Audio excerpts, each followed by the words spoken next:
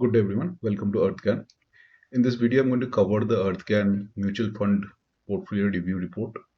So if you have given your mutual fund portfolio statement to EarthGAN, you would have received an email with this report in it. It's a simple two-page report. I'm going to quickly walk you through what are the various charts and graphs in the report and what they mean. So very quickly, I'll just zoom in and I'll show you each of these charts and graphs one by one. So this report is completely anonymized and has dummy data. So this is the holding report. It has, first of all, the XIRR of all the schemes. So this takes into consideration all the buys and sells, and it is for the whole portfolio. Think of XIRR as a way of knowing what return you've got. Obviously, higher numbers are better, but on its own, the XIRR will not mean much. It's like you're traveling and your average speed is such and such. Should you be traveling at a high speed, low speed? It will depend on where you need to go and how much time you have and what vehicle you're choosing. So that's what XIRR means. Here, direct versus by advisor, the portfolio is completely invested in direct plans. So the investor has chosen these plans by themselves. So that's this bit. This is the fund report. So these are all the funds which are there. There's substantially large number of funds in this particular portfolio, 15 funds. And as you can see, it's top heavy. So around 30, around 50, 55% is in the top five funds. And there's a fairly long tail in funds which are presumably older funds which are not really doing anything and they should really be pruned. So this is what the funds are in the portfolio. This bit is the portfolio overlap. So what this means is greens are good, reds are bad. What it means is that each of these 15 funds, how they are similar to the other funds in the portfolio. Green is good in the sense that they're dissimilar, which means that's where the diversification is coming from. That dissimilar funds move in different directions at different times, which means the portfolio overall does not fall a lot when some of these funds fall. The rest would all stay up. So that's what it means. So if you look at this, so one, two, three, four, five, fifth fund is green against the others, and fifth fund is this one, 5.3%. The point I'm trying to make here is if you look at this category split, so this is actually the gold fund, so 5%. So this is why gold is uncorrelated or negatively correlated to most of the other assets in the portfolio, which is why you can see the green here. There's a substantial international exposure as well, which would be probably be here somewhere in one of the big holdings. So this would be here. So this is again possibly international because it's green across the rest. So that's what two particular charts mean. This is a very simple category split.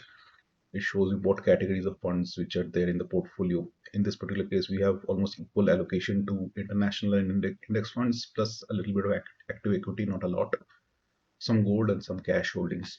So this is one part of the report, still the first page. This is also in the first page. So this shows you the portfolio growth against time.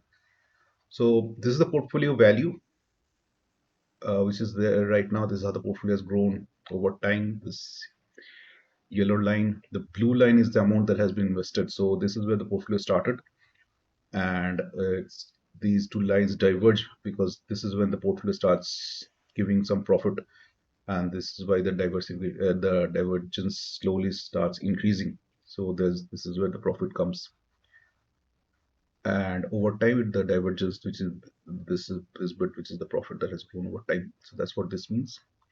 This is an interesting bit.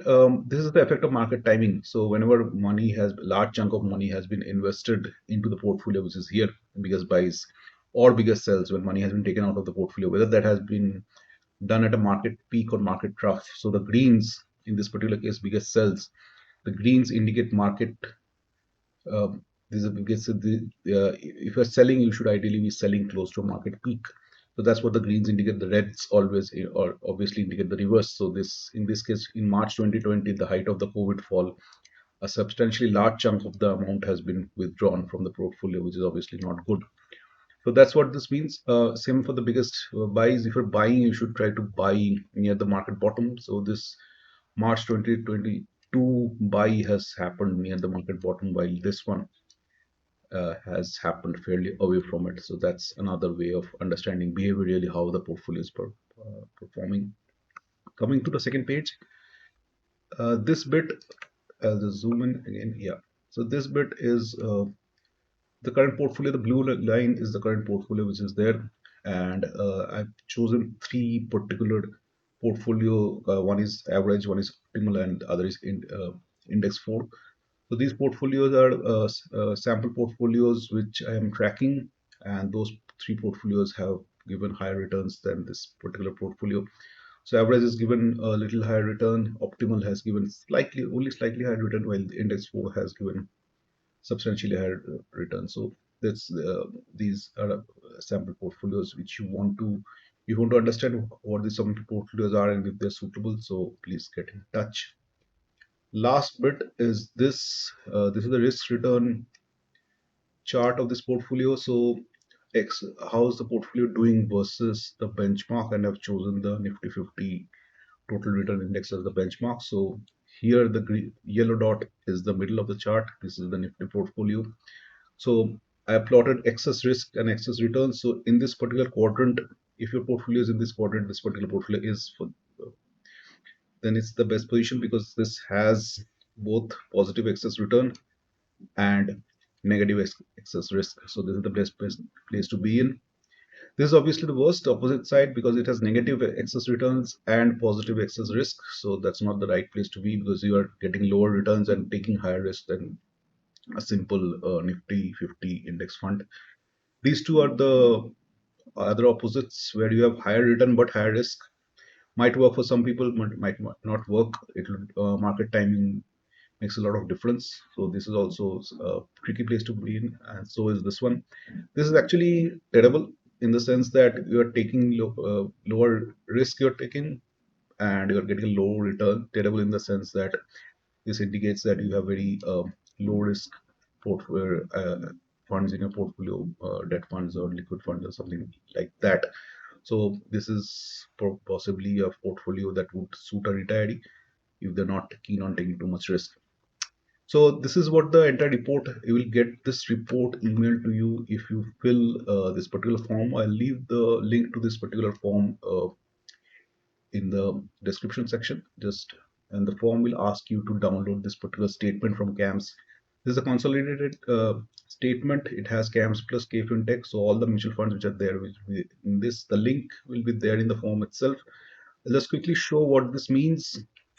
So this is we need the detailed transaction listing. So this button, and we'll have to choose specific period. So this button and this date has to be chosen well in the past. So this ideally should be some time before you started investing. I always choose 1st Jan 2001.